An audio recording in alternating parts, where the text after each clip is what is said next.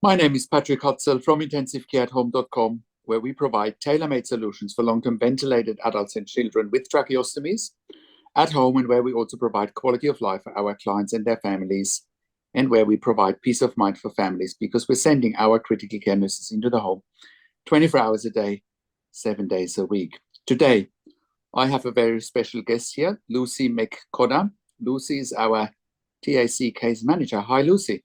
Oh, hi, Patrick. It's nice to be here. Nice to have you here on the show. Lucy, you've been a TAC case manager in Victoria for a long time, and in the last 6 months or so, you've joined our team as our TAC case manager. It's great having you as part of our team. And I really want to share more with our audience here that are interested in TAC case management about your professional background. Lucy, what got you into TAC case management? Um, that's a great question. I started life as a nurse, working in Sydney and then in the major hospitals in Melbourne. And I always had an interest in wondering what were the things that prevented prevented our patients from following the path in which of advice. Um, And I never liked the word non-compliant. So I really wanted to explore what that must have meant in the context of the community. So I ended up in the community sector, and after a while decided that becoming a lawyer was for me, because I felt very passionate about advocating for clients in regards to the context in which they lived, from a very rights-based, choice-based, rights-based perspective, which then moved me into working in personal injury, and looking at, beyond the legal claim, what else could be put in place to enhance their lives. So really what I observed very powerfully, that, clients, they sort of understandably expected a bucket of money from their claims, but what was actually more important to them was the quality of care and the quality of service delivery. And interestingly, and I hear this a lot, is with my clients who can be quite despondent about the quality of service that they perceive to be delivered from TAC, is they're shocked that no one has told them about, one, what services are available to them at the from the get-go, when they're in rehab. And I also discovered that the lawyers, when I've been in these mediations prior to any possible court case, because they like to settle, don't advise the clients that medical and like expenses are paid for by TAC, but only if there is a capacity for improvement, sustaining life and improvement. And so then there's a great gulf in regards to, well, how do I maintain my services? And that can be difficult without an advocate. And why TAC, Lucy? I mean, nowadays there's NDIS support coordinators. You've been a veteran of TAC case management for a long time. What makes you passionate about the TAC work in particular? Um, well, a veteran makes me sound 100, but it could be the case. But what I really like about the work, which is different to NDIS support coordination, is the breadth. I find it suits my mind. It is a beautiful blend between the legal and the medical. I really appreciate that, and I really appreciate the level of complexity and the creativity. So, I will attend court. I'll prepare documents for a lawyer that might be acting. I'll try and draw in services to give evidence as to why a client might need a service, to justify why they need a particular level of care that TAC should afford them. So I like that mix. And I, Right. I traverse, like I'll attend the Melbourne Magistrates Court, I'll attend a VCAT hearing and prepare a case for guardianship and administration. I've been to bail hearings.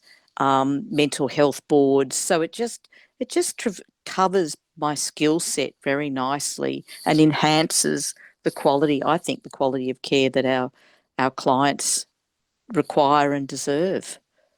And I can certainly vouch for that. I mean, Lucy, you and I have worked together now for the last 10 years in various capacities before you started with us. And I can certainly vouch for that, that you've, the care of or the funding that you can raise for TAC clients has been phenomenal. And, the care they are getting, I believe, is second to none because of your insights, not only into the advocacy world, but also you have a very good understanding, and I've seen that firsthand, about the provider market.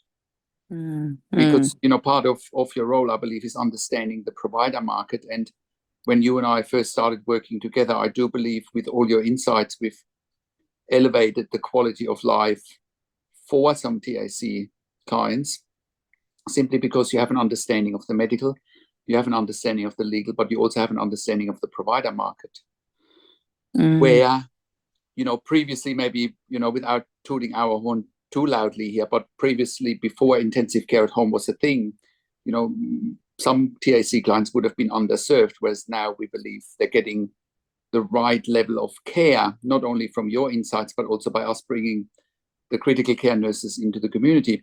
What's your take on the provider market out there and how they're serving sort of the TAC population? Well, I fret about that for the clients, in that I believe, my understanding is that when somebody goes into rehab from the hospitals, from maybe the Austin or the Alfred, is that then they go to rehab, and then it's for those social workers or not social workers, OTs who are in there that will make a recommendation about a particular service.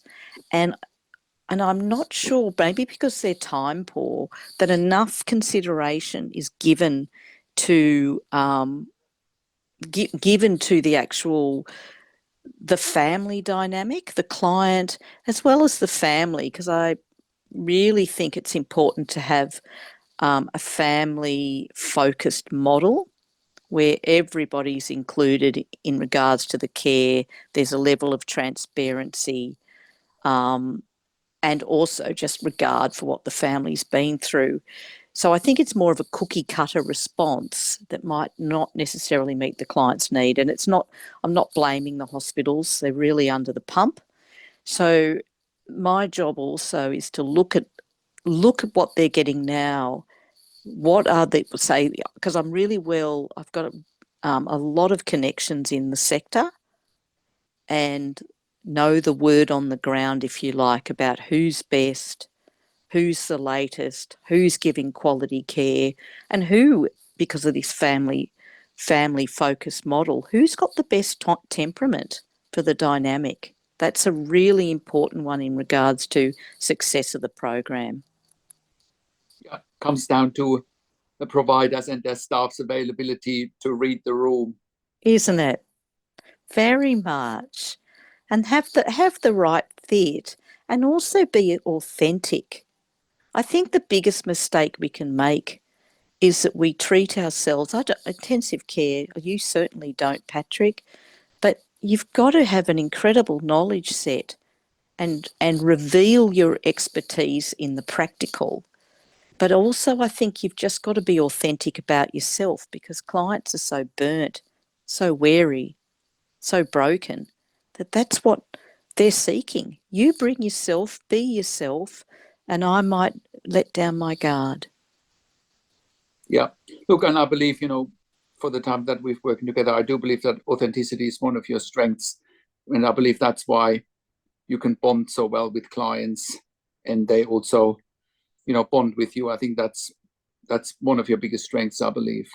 And same with yourself, because it brings me to, and I also think, and it brings me on to a client that I know, and I know well, is a lot of, again, clients and family members have been promised the world, and all they've been given is an atoll, just been, or a collection of rocks in the ocean. It's just terrible. And so you go into these homes thinking you've been burnt, there's not a lot of trust, There's a great deal of vulnerability. So I have to work hard to demonstrate that I will do the things that I'm saying I will do. And that's what happened with Nathan. Yeah, no, for sure. Look, I mean, there's two examples that we want to talk about, two clients that we worked on in the last probably 2 years now, that we really think we've made a significant difference in their lives. I think it's no exaggeration when we say that in one case, with your involvement and with your leadership, we saved a TAC client's life by bringing our nurses there. And again, I think it's a testimony to your network, but also then to your leadership by identifying who are the right services with the right skill set, right mindset to make a difference in someone's life. Do you want to talk a little bit more about client N? Yes.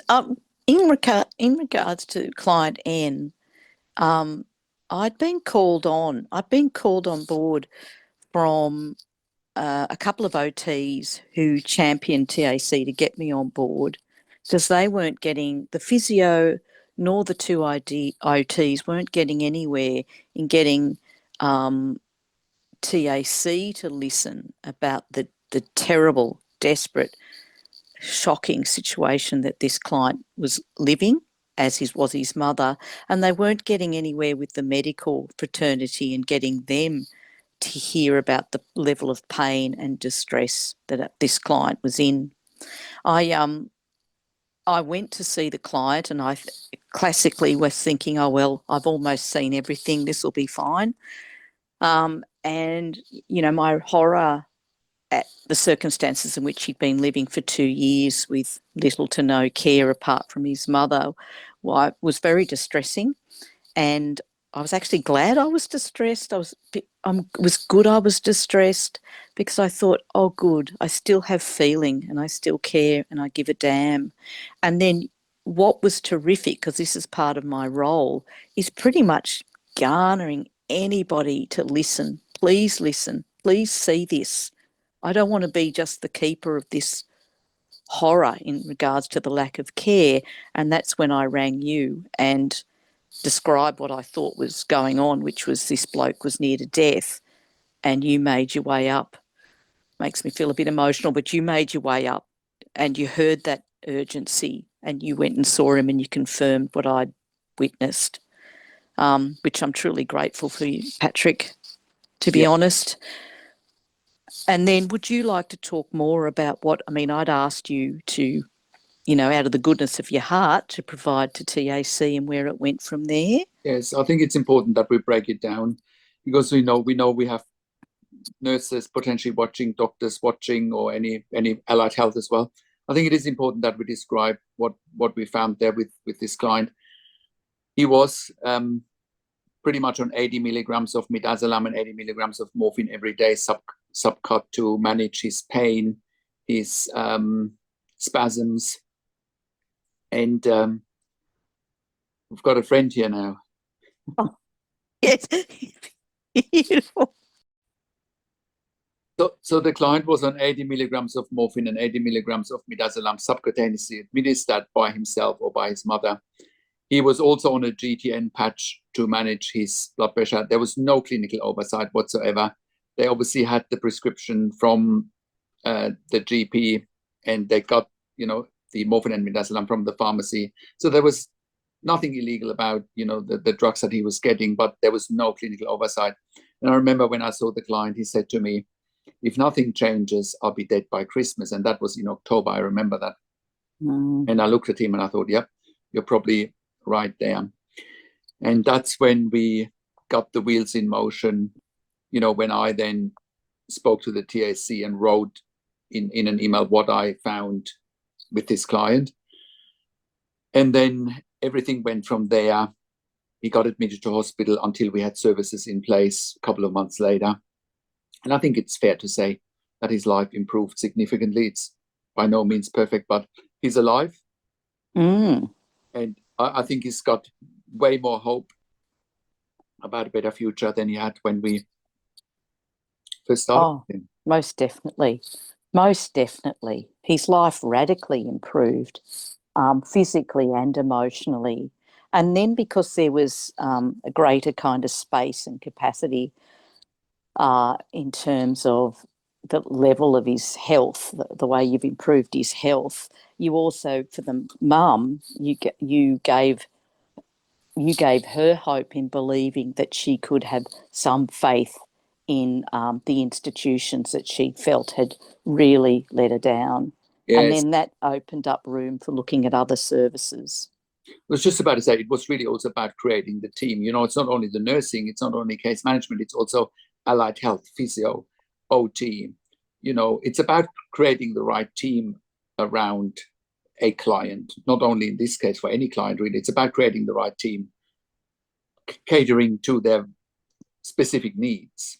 Yes, oh, definitely. And you need that team. A team doesn't work unless you have everybody, working in concert. And I feel like my role really is just being like the conductor of an orchestra. Yeah, yeah. I think that describes your role really well. And like I said, the thing that I know about you in particular is you've got the right network to pull the right people together for a situation like that. Yes, yes. And look, it does get harder in the regions, but Yeah, the attitude is really do what it takes. And if you can't go through the door, go through the window. yeah, yeah, yeah. Absolutely, absolutely.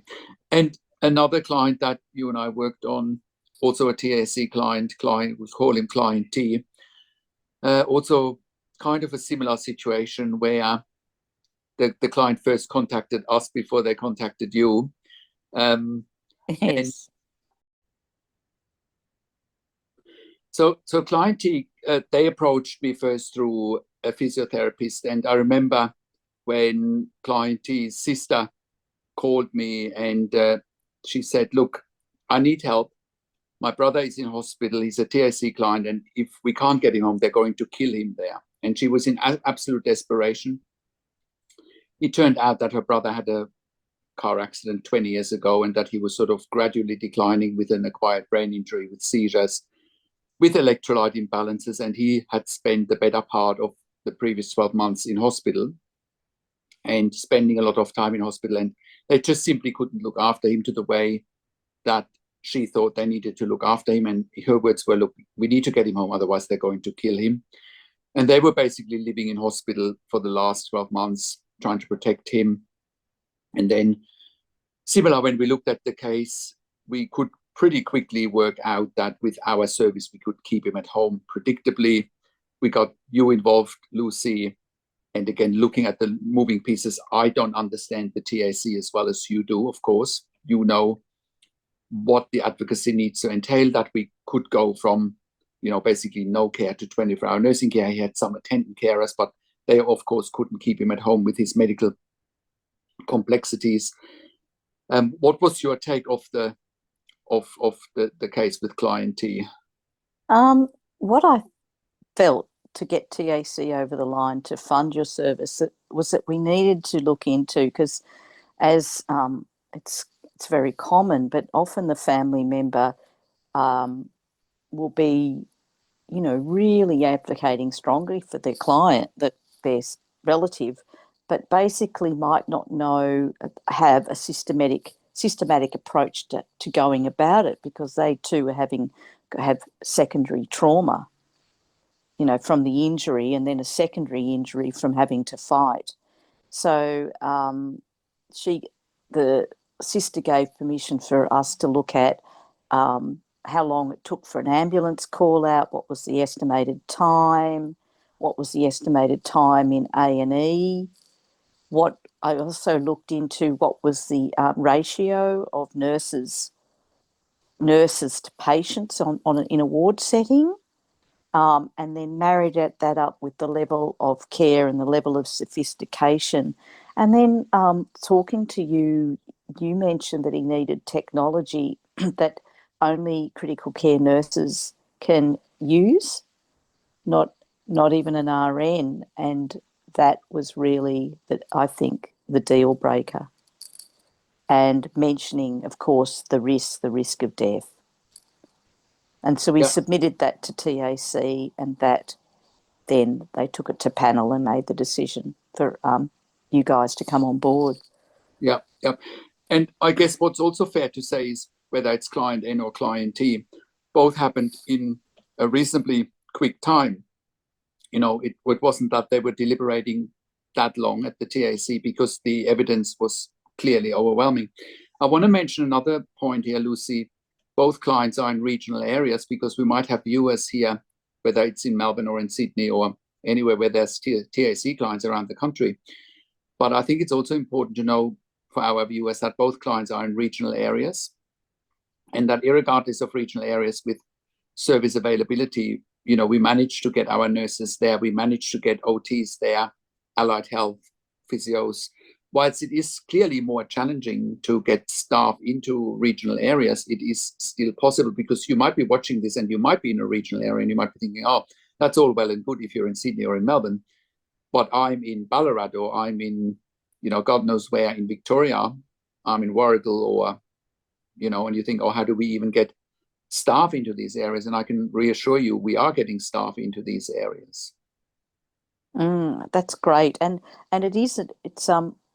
that's also the same with therapists. What I've learnt you have to demonstrate with TAC is that you've attempted to, for physios or OTs in particular, or speech therapists, you have to demonstrate that you've attempted to go regional, and that they have the specific skill set or not to match the client. And if you can't, and if they're not available, then TAC will fund therapists from Melbourne. Yeah. Lucy, another question that I think we've come across in our travels, and it's also a question that I've come across in my travels, but I do believe it's also a question for our viewers that are potentially TAC clients. What's the difference between, you are a TAC case manager?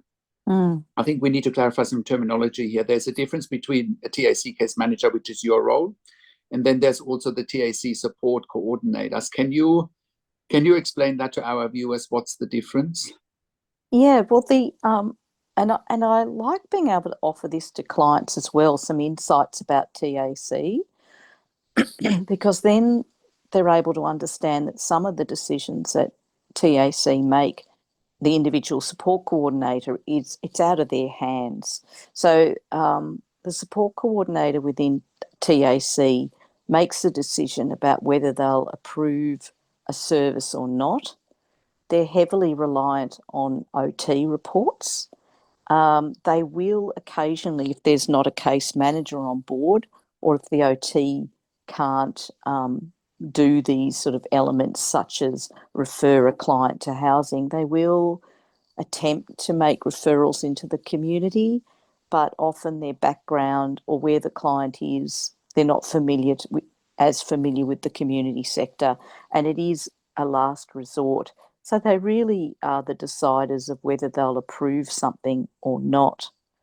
And that's where it's sort of there's the beginning and the end.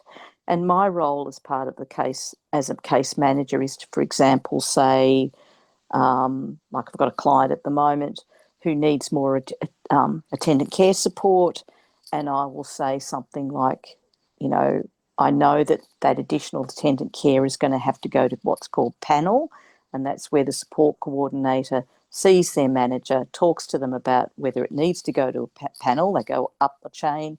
Then the request goes to panel, where they have professionals from the community sector review the file and make the decision. And unfortunately, with the panel, there's no time constraints. They're not required to make a decision within a particular time period. They take as long as they need to take, and it's all dependent on their lists. So I say things like that to the clients, and then that tempers, for example, maybe their disgruntledness with TAC, and I can help them hold themselves steady while they wait and look at other services in the meantime. So Okay.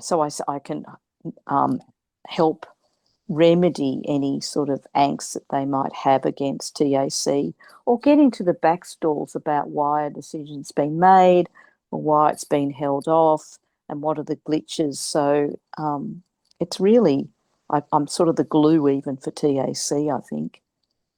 Right, right. Yeah, okay. And Lucy, before we wrap this up, I guess it is fair to say, I remember when I first got introduced to you, you probably very quickly identified that the level of nursing we are bringing to the table in the community nursing space was really not available at that stage. So, I think again, it's been a superpower working with you in terms of not only, it's one thing to provide a nursing service, it's another thing to get the funding for it and do all the advocacy to get to that level of funding. That is often also beyond the general TAC rates. Mm-hmm. It has been a real skill that I believe you and we have been building over the years to not only advocate for the right level of service that complex clients, often with ventilation needs, tracheostomy needs, but seizures or, in case with client N, very unusual situation where someone is on high doses of morphine and midazolam that can compromise airway big time, can get patients to stop breathing and all the rest of it. So, it is a level of nursing that very few providers bring to the table. Yes, I am tooting our own horn here for a moment, but it is also fair to say, that we have elevated the level of care that is being provided in the community, and a lot of it has been done through your help as well by providing the right advocacy with the right funding body. And thanks for that, Patrik. And that's come about, about the faith of the work that you do and that nursing background, but it's also been brought about by the fact that, attendant care is being seen as the panacea for all our catastrophically injured clients' ills, that they can be all things to everyone, that they're the physio, they're the OT assistant, they're the behavioural manager, and truly have, the level of complexity commensurate to their level of training.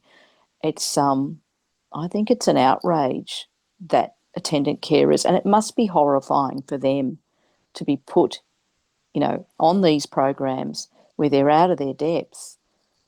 They're probably suffering some trauma of their own from having to work with such complex clients, the level of sophistication that's required. So it's been a beef of mine to make sure to match the level of the clinical need with the level of nursing that's required. And I don't think, because I have this a lot of times where I'm sort of required to explain what critical care nurses do that's separate to even RNs. I don't think there's a great understanding about that as yet. No, and I think it's even more complex to the degree that what do critical care nurses do in the community? Not everyone sort of makes that connection, critical care in the community straight away. Well, there is a need for critical care nurses in the community, especially when it comes to tracheostomy ventilation management, but also non-invasive ventilation such as BiPAP, CPAP, seizure management, cough assist management, nasogastric tube management, PEG tube management. They are skills of critical care nurses, not even registered nurses, let alone disability support workers. And I think it has been recognized by now by the TAC and also by the NDIS that there's a space for a specialist service like ours. It's such a relief. Such a relief. Lucy, thank you for making time to talk to me today. If you want to contact Lucy, you can send an email to lucym@intensivecareathome.com. I will put that in the transcript of this video. So you can look it up below this video in the transcript of the podcast, and you can get Lucy's email there. And then you can reach out to Lucy if you need help with any TAC case management. Lucy, thank you so much again for the giving of your time so generously, and I'll talk to you soon. Thank you. Lovely. Thanks so much, Patrik. It's been a pleasure. All the best. Thank Bye. you. Now, with intensive care at home, we are currently sending our ICU and critical care nurses into the home 24 hours a day. we are providing the following: home care services for ventilated adults and children with tracheostomies with critical care nurses 24 hours a day, a genuine alternative to a long-term stay in intensive care or long-term acute care, tracheostomy care for clients without ventilation, home care services for patients on non-invasive ventilation such as home BiPAP, home CPAP, home TPN, which is also known as IV nutrition, home IV potassium and home IV magnesium infusions, IV fluids, and IV antibiotics. We are providing central line management, PICC line management, Hickman's line management, as well as port management at home. We're providing nasogastric tube and PEG tube management at home, the use of cough assist machines for our clients for airway clearance at home, palliative care services at home, as well as ventilator weaning at home. We're also sending our critical care nurses into the home for emergency department bypass services. We have done so successfully as part of the Western Sydney Local Area Health District, their In Touch program, saving approximately $2,000 per patient that we keep at home instead of them going to an emergency department. That also means we're in a position to cut the cost of an intensive care bed by around 50%. An intensive care bed costs between $5,000 to $6,000 per bed day. Our service costs between $2,500 to $3,000 per bed day, and we're freeing up the most sought after bed in the hospital, which is the ICU bed. Most importantly, we're improving the quality of life for patients and their families, which is a win-win situation for all stakeholders. Of course, quality of life is much improved surrounded by families and by a team of dedicated intensive care nurses in the home care setting instead of in an intensive care unit. With intensive care at home, we are currently operating all around Australia in all major capital cities as well as in all regional and rural areas. We work with NDIS clients all around Australia, TAC and WorkSafe in Victoria, Department of Veteran Affairs all around Australia. Our clients and we as a service provider have also received funding through public hospitals, private health funds, as well as departments of health. We are having policies and procedures for intensive care at home nursing, and we've built all the intellectual property for intensive care at home since 2012. No other provider in Australia has created more intellectual property when it comes to intensive care at home nursing than we have. This puts us in a position to employ hundreds of years of critical care nursing experience combined in the community. No other service provider in 2025 employs a higher skill level in the community than we do, which enables us to look after the highest acuity adults and children in the community in Australia safely. So if you're at home already, and if you're watching this, or you're stuck in an ICU long-term, or if you're going to hospital and ED all the time, and you realize that you don't have the right level of support at home, or if you are stuck in an ICU, I'll give you a real-world example today how we can help you. One of our first clients when we first got started in 2012 was a client who was at home initially on a ventilator with a tracheostomy with a support worker model 24/7. Of course, support workers are not equipped to look after a client at home on a ventilator with a tracheostomy. That is dangerous and it's simply negligent. Having support workers looking after a client at home on a ventilator with a tracheostomy is like flying the airplane with a cabin crew instead of the pilot, because anyone on a ventilator with a tracheostomy is at very high risk of medical emergencies 24/7, or even at high risk of dying if they don't have a team of dedicated critical care nurses looking after them 24/7 at home. This is actually evidence-based and is documented in our mechanical home ventilation guidelines that you can find on our website at intensivecarehome.com. Think about it. In an intensive care unit in a hospital, you wouldn't have support workers looking after your critically ill loved one or after any critically ill patient on a ventilator with a tracheostomy. So why would anyone in their right mind do that in a home care environment in the community? So this client at the time found out about us eventually, and the ICU that he was basically living in also knew about us and eventually reached out to us. And we were proving our concept with this client very fast. When we worked with this particular client, we sent him critical care nurses 24 hours a day, and he never ever went back into ICU ever again as long as we were working with this client. We can do the same for you if you're not safe at home and help you with keeping you at home predictably. Otherwise, we would not be in business. Again, the same is applicable for those stuck in an ICU, similar to this case study that I've just given you. Or if you're going back to ED all the time, please reach out to us. We can help you with taking you through the right steps, including how to get funding with different funding bodies. This is also why we are providing NDIS support coordination. We have a team of NDIS support coordinators, and they have a wealth of knowledge. I've done an interview with Amanda Riches, one of our NDIS support coordinators, and I'll put a link to an interview with Amanda in the written version of this blog. We're also providing TAC case management and WorkSafe case management in Victoria with Lucy McCotter. If you're an NDIS support coordinator or a case manager from another organization watching this and you're looking for nursing care for your participants, please reach out to us as well. If you need more evidence for nursing care, we are also writing NDIS nursing assessments with legal nurse, critical care consulting nurses. If you are a critical care nurse and you're looking for a career change and you want to join a very progressive, dynamic and high-performing team of critical care nurses in the community, we're employing hundreds of years of critical care nursing experience combined. You can join this high-performing team if you are a critical care nurse. If you are looking for a career change as a critical care nurse, we're currently hiring for jobs for critical care nurses in Melbourne, Sydney, Brisbane, in Albury, Wodonga, in Bendigo, in Geelong, in Warragul, in Victoria. If you have worked in critical care nursing for a minimum of 2 years, pediatric ICU, ED, and you have already completed a postgraduate critical care nursing qualification, we will be delighted hearing from you. I do have a disclaimer though, because we are offering a tailor-made solution for our clients, which includes regular staff. Our clients also do want the same staff coming over and over again because they are so vulnerable and so special. That's why we need regular staff. So if you're looking for agency work where you can come and go, this will not be the right fit for you. We are looking for consistency and our clients are looking for consistency. So please only apply with us if you can give us regular and consistent availabilities for shifts and you're really keen on building solid relationships with us and with our clients. If you're an intensive care specialist or an ED specialist, we also want to hear from you. We're currently expanding our medical team as well. We can also help you eliminate your bed blocks in your ICU and in your ED for your long-term patients, or for your regularly readmitting patients with our critical care nursing team at home.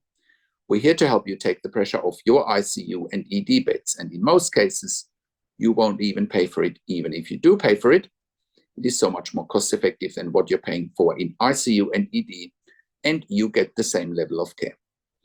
And if you're a hospital executive watching this and you have bed blocks in your ICU, ED, and respiratory wards, or for home TPN, please reach out to us as well. We can help you eliminate your bed blocks very fast. If you're in the US and in the UK and you're watching this and you need help, we want to hear from you as well. We can help you there privately with one-on-one consulting and with hiring nurses privately. Once again, our website is intensivecareathome.com. Call us on one of the numbers on the top of our website or simply send us an email to info@intensivecareathome.com. And if you like my videos, subscribe to my YouTube channel for regular updates for families with intensive care at home and intensive care. Click the like button, click the notification bell, share this video with your friends and families, and comment below what you want to see next or what questions and insights you have from this video. Thank you so much for watching. This is Patrik Hutzel from intensivecareathome.com, and I will talk to you in a few days. Take care for now.